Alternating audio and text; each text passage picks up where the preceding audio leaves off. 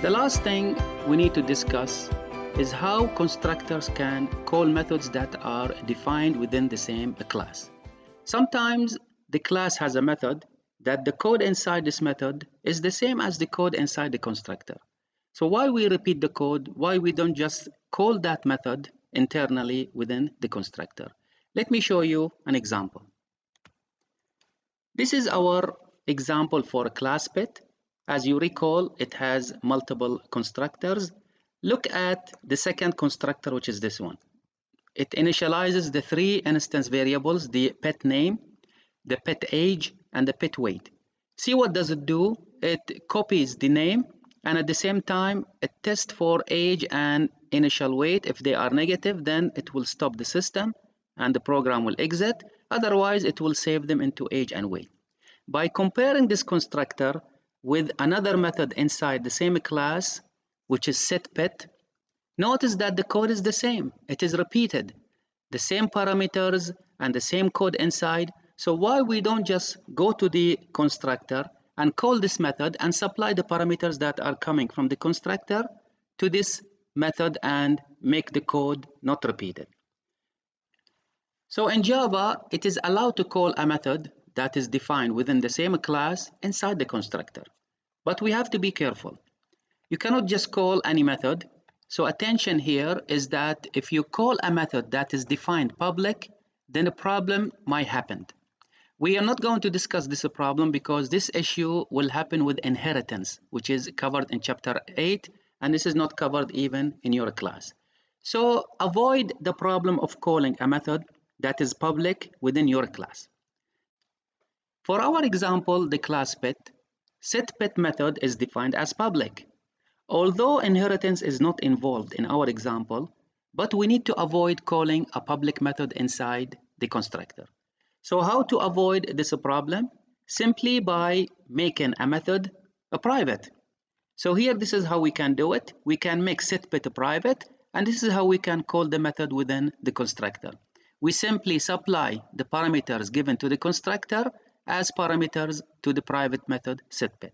But this will create another problem that if you make it a private, then we will not be able to call it from outside when we create an object and we wanted to change the initial name, initial age, and initial weight of a pet. So this will create another problem. So the solution is that we define a separate method that is a private, and we are going to use it only inside the class, so it will be an internal method, and we can use this method anywhere. We can use it in the constructors as well as inside setPet. Let me show you how we can do this.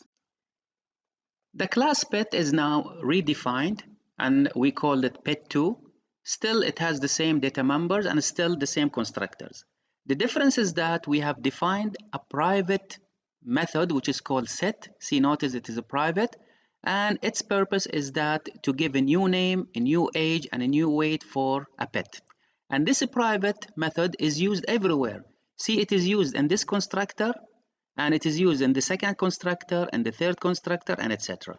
For the first constructor, we are supplying the three parameters coming to the constructor to this method.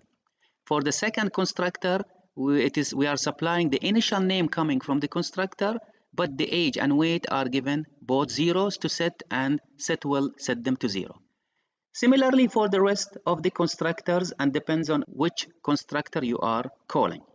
Now look at setPet, which is the public method that we have before. Still, it is using set, so it is the same code that we are using for the constructor, we are using for setPet. But the constructor, remember that it is called when you create the object, but setPet, you can change the name and age and weight of a pet after you create the object. Now, if you look at, for example, setName, if you want to change only the name, but you want to keep age and weight as they are, see how we are using set. Now, the new name coming from the method setName is supplied as input parameter to set. But age and weight here, they are not input parameters. In fact, they are the same data members we have inside the class. So this age will be copied into a new age, and the weight, which is the weight inside the class, will be copied to new weight, and again it will copy them back to age and weight. So we are not going to change age and weight when we call the set method. In conclusion, in Java, it is allowed to define more than one constructor, but make sure that each of them, the number of parameters and their data types are different from each other. Also, if you have a repeated code in these constructors, then you can assign a private method. You put this code in this method and then use this method internally for the repeated code.